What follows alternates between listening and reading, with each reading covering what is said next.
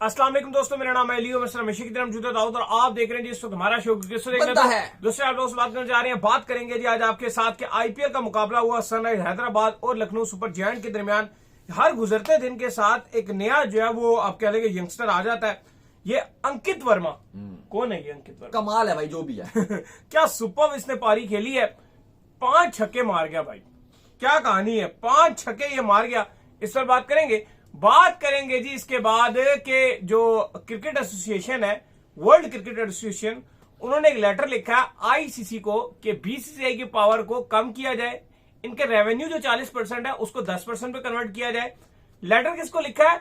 जय शाह को। क्या Jay Shah as ICC chairman BCCI की वैल्यू को कम करेंगे या उनकी परसेंटेज को कम करेंगे? इस पर ही बात करेंगे। तो अगर आप हमारे चैनल पर पहली बार है, चैनल को अभी सब्सक्राइब करें और साथ के बेल आइकन बजाना। तो बात का आगाज करते हैं नंबर 1 खबर के साथ जो हमारे पास आ रही है। तो भाईजान हाई क्वालिटी जो मैचेस हैं चलो उसके बाद में बात करते हैं। पहले ये वर्ल्ड एसोसिएशन के ऊपर बात कर लेते हैं। तो ये वर्ल्ड एसोसिएशन ने एक लेटर लिखा है जिसमें उन्होंने एक तो आईसीसी को ये बोला है कि जो प्लेयर्स को लीग्स खेलने के लिए एनओसी चाहिए होते हैं, इस एनओसी वाले मसले को खत्म करें। किसी प्लेयर को एनओसी नहीं चाहिए हो, डायरेक्ट जो है प्लेयर आपका जो है वो कॉन्ट्रैक्ट ले और लीग खेलने जाए। मतलब प्लेयर तो पहले ही तरसे हुए हैं, बोर्ड बेचारे बड़ी मुश्किल से उनसे नेशनल ड्यूटियां करवा रहे हैं और ये कह रहे हो डायरेक्ट लीग खेलने चला जाए। सेकंड, उन्होंने कहा है कि जो रेवेन्यू है आपका बीसीसीआई ये लेता है 40%, इनके रेवेन्यू को 10% के ऊपर लेके आया जाए ताकि क्रिकेट में बराबरी आ सके। क्या as a chairman Jay Shah ICC के वो इस लेटर के ऊपर कुछ कार्रवाई करेंगे? देखिए, वर्ल्ड क्रिकेट एसोसिएशन जिसको फीका भी कहा जाता है, अगर आप इसमें देखेंगे तो इसमें ऑस्ट्रेलियन क्रिकेटर्स शामिल हैं सॉरी, इंग्लिश क्रिकेटर शामिल हैं, साउथ अफ्रीकन हैं, न्यूजीलैंड हैं, वेस्ट इंडीज के हैं, बांग्लादेश के भी क्रिकेटर्स इसके साथ रजिस्टर्ड हैं। इन्होंने आईसीसी को एक लेटर लिखा है जिस पर जय शाह को आप कह लो कि लिखा है लेटर, और उस पर यह डिमांड की है कि बीसीसीआई जो 40% रेवेन्यू लेता है वो आप कम कीजिए और उसको 10% पे लेकर आइए।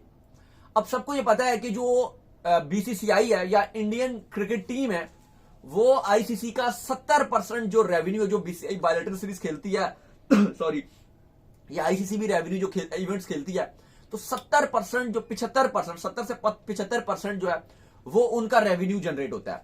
फिर उसके बाद ऑस्ट्रेलियन क्रिकेट है या इंग्लिश क्रिकेट है ये देती है 7%, 8%। फिर पाकिस्तान क्रिकेट है जो उसके फैंस इतने ज्यादा हैं वो देखते हैं और उसकी जो व्यूवरशिप होती है उसका फायदा होता है। फिर उसके बाद बांग्लादेश है, फिर उसके बाद साउथ अफ्रीका आती है, फिर उसके बाद आपको बाकी टीम्स नजर आती हैं, न्यूजीलैंड, श्रीलंका वगैरह आपको नजर आती हैं।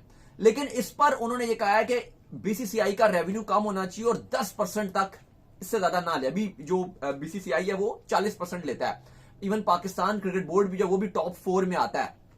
अगर नंबर 1 की बात करते हो इंडिया लेता है, फिर इंग्लैंड, ऑस्ट्रेलिया और पाकिस्तान इनके साथ ही तकरीबन 3rd नंबर पे पाकिस्तान भी ले रहा होता है। ये इंग्लैंड ऑस्ट्रेलिया बराबर ले रहे हैं और पाकिस्तान का भी बिल्कुल माइन्यूट सा डिफरेंस है। तो उन्होंने ये लेटर लिखा है। अब सवाल यहां पर बड़ा सीधा सा है कि चलो अब ये आप बात कर सकते हो कि जी क्या बीसीसीआई का कितना रेवेन्यू कम किया जाए या ना किया जाए। खैर ये बाकी जितने भी जो बोर्ड्स हैं उन सब ने मिलकर ये डिसाइड किया था कि ठीक है बीसीसीआई को 40% दे देते हैं क्योंकि वो 70% जनरेट करके दे रहे हैं, तो चलो 40% हम उनको दे देते हैं। लेकिन इसमें सबसे बड़ा सवाल यहां पर यह है कि इस पर आप आईसीसी के जय शाह को ही लिख रहे हो कि भाई उनका रेवेन्यू कम किया जाए, तो ये तो पॉसिबल ही नहीं है। लेकिन चलो ये वाली उन्होंने बात की, लेकिन बाकी जो उन्होंने डिमांड्स की बड़ी अजीब गरीब बात की है।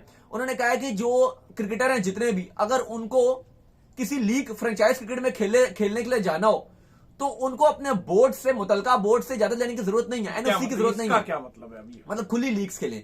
फिर उन्होंने एक और मुतालबा किया है कि जो हमारे क्रिकेटर्स हैं उनको एक टाइम पर आईसीसी को चाहिए कि बायलैटरल सीरीज का भी एक रख ले टाइम कि भाई ये कैलेंडर है और बाकी टाइम खुला छूट होनी चाहिए खिलाड़ियों के पास, वो खुली अपनी मर्जी से जो लीग्स खेलें। यानी कि कहीं ना कहीं ज्यादातर जो उन्होंने बातें की हैं वो खिलाड़ियों के उस पॉइंट ऑफ व्यू से बात की कि खुली वो लीग्स खेलें, क्योंकि ज्यादातर जो खिलाड़ी हैं वो यही चाहते हैं कि हम लीग्स खेलें।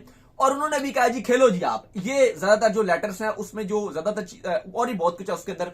जैसे एक अच्छी चलो चीज जो नजर आई है उस पर अगर बात कर रहे तो उन्होंने कहा लेटर में ये लिखा आईसीसी को कि जो प्लेयर्स लीग्स में खेलते हैं, किसी भी खवाओ लीग में खेल रहे हैं, तो उनके ऊपर एक्स्ट्रा नजर रखी जाए कि वो किसी भी कोई ऐसी एक्टिविटी में, कोई बुकी शुकी या और किसी तरह की एक्टिविटी में वो शामिल नहीं हो, तो खिलाड़ियों पे थोड़ी सी एक्स्ट्रा नजर रखी जाए। ये एक बहुत अच्छी चीज है जो उन्होंने तजवीज की है, इसको आप अप्रिशिएट कर सकते हो। लेकिन बाकी जो बातें हैं वो पॉसिबल नहीं है। अब ये देखो, अब ये फीका वर्ल्ड क्रिकेट एसोसिएशन अब इसने बात किया है कि बीसीसीआई का रेवेन्यू कम किया जाए। अब सबको पता है कि उनकी पावर बहुत ज्यादा है।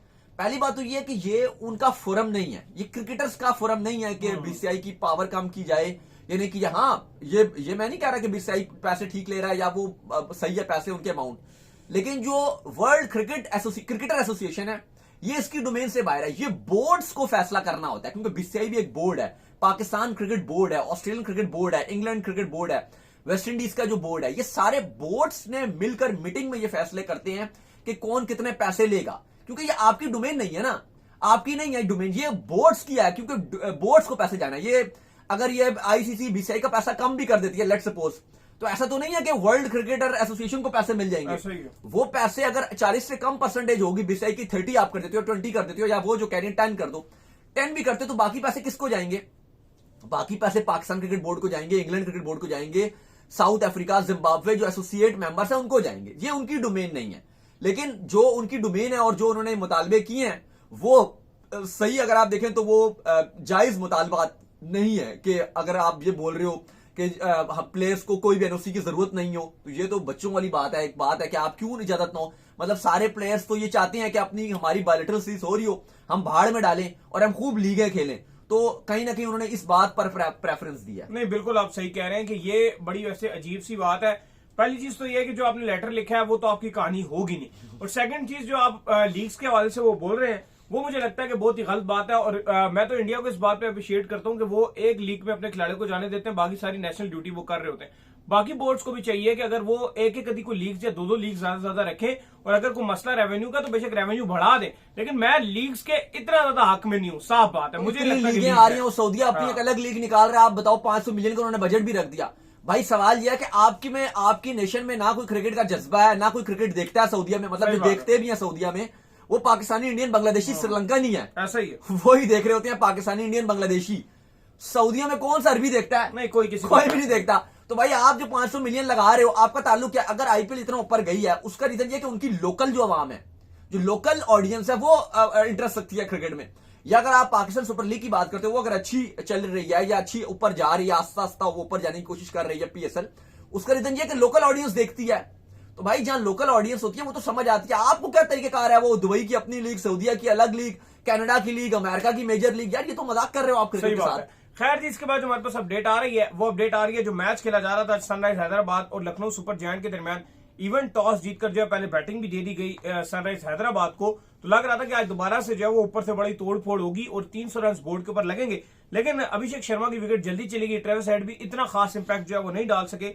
लेकिन दाऊद साहब, ये नीचे आने वाला एक प्लेयर है, ये वर्मा साहब, इन्होंने 5 बॉलों पर 13 बॉलों पर 5 छक्के मार दिए। देखिए बिल्कुल मैच तो अगर आप देखो तो लखनऊ ने 1 साइडेड ही मैच जीता है, क्योंकि पूरन ने एक अलग ही लेवल की इनिंग खेल दी। मैं और आप ये बात कर रहे थे कि वेस्ट इंडीज की तरफ से क्यों नहीं खेलता है ऐसा, वहां तो ये सोया होता है, वहां पे तो कुछ करता नहीं। लेकिन आईपीएल में जब ये इतनी अच्छी परफॉर्मेंस दिखाता है तो इसने कितने वो $1000 के पिज्जे खिला दिए थे, पता नहीं वो कितने लाख रुपए बने थे, हमने रिपोर्ट भी किया था, मुझे याद भी नहीं आ रहा, मेरे ख्याल से कोई पाकिस्तानी रुपीस में वो कोई बहुत ही कोई लाखों में 1-1.5 लाख रुपए के पीछे खिला कोई अच्छी खासी बड़ी अमाउंट बन रही थी। तो उसने खाली जब आईपीएल में महंगे दामों बिका था तो उसने पिज्जा पार्टी करवाई थी सारे उनको कि जी मैं आज बड़े आईपीएल में महंगा दामों बिका हूं, करोड़ों रुपए ले गया हूं। और जाहिर है उसके लिए आईपीएल इसलिए भी इंपॉर्टेंट है कि वो इतना ज्यादा कमा लेता है पूरन, लेकिन बाकी वो वेस्ट इंडीज और बाकी जगह वो कुछ करता ही नहीं है। इवन कप्तानी भी इसको मिली थी वेस्ट इंडीज की, बहुत ही मायूस कौन परफॉर्मेंसेज रही थी, ऐसा कैप्टन भी और ऐसा प्लेयर भी इनकी। लेकिन अली साहब जो आईपीएल का यंग टैलेंट, अभी हम शो करने से पहले भी ये बात कर रहे थे जब मैच देख रहे थे, अंकित वर्मा की जो हमने बैटिंग देखी, जिस तरह से अब्दुल समद ने गेम को फिनिश किया, छक्के वो मार रहे थे, कि जो इनके लोकल यंगस्टर्स हैं, जो नीचे आने वाले बच्चे हैं, वो जिस फियरलेस क्रिकेट को उन्होंने अपनाया हुआ है और जैसे वो फियरलेस क्रिकेट खेल रहे हैं, जैसे आप अंकित वर्मा की बात कर रहे थे, उसने लगभग 300 के स्ट्राइक रेट से बैटिंग की, 350 के स्ट्राइक रेट से, यार उसने 5 छक्के उसने मारे हैं, जिसमें 36 रन में 5 छक्के, यानी कि 30 रन छक्कों का, सिर्फ 6 उसने आप कह लो कि स्ट्राइक रोटेट से जो सिंगल डबल से उसने किया वो 6 रन है। यार ऑलराउंडर है ये हैदराबाद का। कोई इसकी जो प्राइस मनी आई थिंक कोई 30 लाख रुपए में ये बिका था, कोई मुझे याद आता है कोई 30 लाख रुपए का ये था अंकित वर्मा। उम्र भी इसकी ये 30 लाख का बिका था, उम्र भी इसकी वही 22-23 साल का ये लड़का है, 23 ईयर्स का खाली ये लड़का है। लेकिन यार इस लड़के की आप बैटिंग देखो, सही बात, जो यंगस्टर इनके आ रहे हैं, मतलब हर दुनिया 23 साल का लड़का है, 23 साल, वही मैंने कहा 23 साल इसकी उम्र है। 30 लाख का ये बिका था हैदराबाद ने, इसको सनराइज हैदराबाद ने 30 लाख का लिया था। लेकिन क्या अली साहब ये रीजन तो नहीं है कि जो इनके खिलाड़ी हैदराबाद में हैं वो सारे ही बड़े हैं। नहीं, वो सारों की अप्रोच ऐसी है। तो अंकित वर्मा के अंदर भी वही रूह आ गई है, गॉडजिला वाली रूह। वही रूह मैं भी आई 5 है। छक्के मारूंगा, हेड मारता है, अभिषेक मारता है, क्लासन मारता है, मैं भी मारूंगा, ईशान किशन मारता है, आज भी 0 पे आउट हुए। इवन नीचे से पैट कमिंस बैटिंग करने के लिए उन्होंने पता क्या किया, 3 बॉलों में 3 छक्के 18 रन, 1 बॉल में आउट बस। वो भी आए 3 छक्के उन्होंने भी ये हैदराबाद की जो ये अप्रोच है, हैदराबाद जो है ना, ये इस पूरे आईपीएल की गॉडजिलास है।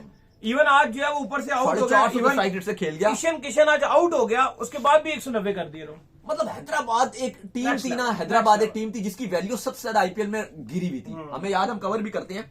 सबसे ज्यादा आईपीएल में अगर जिसकी वैल्यू नहीं थी ना, जिसपे अवाम को इंटरेस्ट नहीं होता था, जो लेस व्यूवरशिप का पूल भी करवाया बहुत सारा, तो उसमें जो अवाम ने कहा कि जो फ्रेंचाइज हमें सबसे कम जिसको वोट मिले ना, मतलब लोगों ने चेन्नई, आरसीबी, बाकी कोलकाता, राजस्थान, सब ने चुनी। ये एक ऐसी टीम थी हैदराबाद जो पिछले जब से पैट कमिंस को कप्तानी दी गई है, और ये हेड और ये अभिषेक वगैरह, इनसे पहले की मैं बात कर रहा हूं, ये सबसे लोएस्ट रैंक पे चल रही थी हैदराबाद। लेकिन उसके बाद इसने और स्पेशली वार्नर जब गए तो और भी इसका डिक्लाइन आ गया जब था। से आया ना इस टीम में, लेकिन उसके बाद इस टीम की जो इंटेंशन उसने बढ़ सब गई है, कुछ और घुमा काव्या, दिया। इसकी जो ऑनर है, आपको पता है जो ऑनर की बेटी है काव्या, उन्होंने जिस तरह से एक टीम बनाई है, और बड़ा और इंटरेस्ट शो किया, हर बड़ा जगह इंटरेस्ट खुद शो रहती किया और एग्रेसिव खिलाड़ियों को पिक किया, भाई ये बहुत ही ज्यादा, अब वो टाइम बहुत, आप कह लो कि बहुत नजदीक है कि Hyderabad one of the most entertaining franchise, और वो तो खैर ऑलरेडी बन चुकी है, लेकिन आप ये भी कह सकते हो कि सबसे ज्यादा व्यूअरशिप वाली फ्रेंचाइज भी बनने वाली है। जैसे आरसीबी की वैल्यू है, सीएसके की वैल्यू है, मुंबई इंडियंस की वैल्यू है। नहीं, इनका मैच बंदा एक बार लाजमी खोल के अब- देखता कि ट्रेविस हेड और शर्मा ओपनर पिछले करेंगे साल क्या। से इन्होंने इतनी वो वैल्यू बनाई हुई है कि इस साल लोग हैदराबाद को तो छोड़ ही नहीं रहे कि यार हैदराबाद के मैच तो देखने हैं। सनराइजर्स हैदराबाद का टिकट सबसे महंगे दामों बिक रहा है, बिल्कुल, तो चलिए। हैदराबाद की वैल्यू ही अलग जा चुकी है। उम्मीद करते हैं आज हमारे शो आपको आएगा पसंद आया। वीडियो को लाइक कीजिए, हमारे चैनल को सब्सक्राइब कीजिए, साथ लगे बेल आइकन को बजाइए। एक और काम कर लीजिए और वो ये कर लीजिए, आप जो है इंस्टाग्राम के ऊपर जाइए और फेसबुक पर स्पेशली हमारा पेज फॉलो कीजिए, लिंक डिस्क्रिप्शन में मौजूद है। हाफिज।